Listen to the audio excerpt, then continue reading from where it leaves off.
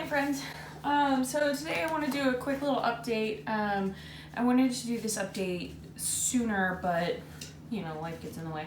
So let's just get into it. All right. So this is my Alocasia Frydek, and this is the bloom that was formerly viable, now no longer.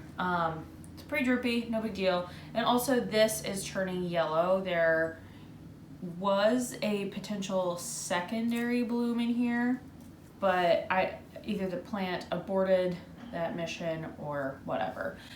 Either way, I'm not too worried about it. So in the video from like what, 2-3 weeks ago, I don't know, I never remember, these two came out at the same time, so smaller leaf, and then about 2 weeks later this came out.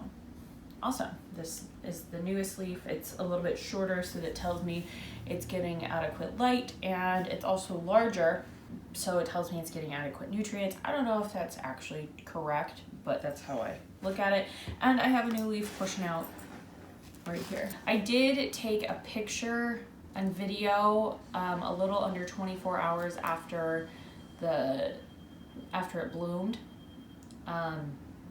So this is where the pollen comes out, and the pollen is only viable for about 24 hours after the plant blooms, and then the part that makes seeds is back in this bulbous bit.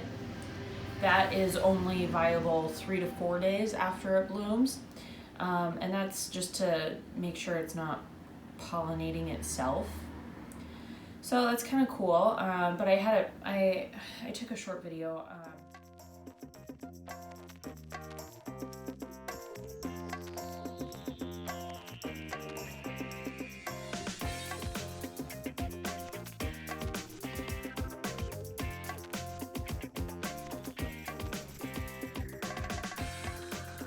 Anyway, thanks for watching. I have a couple other videos that I want to bang out today, so I'll do that, and we will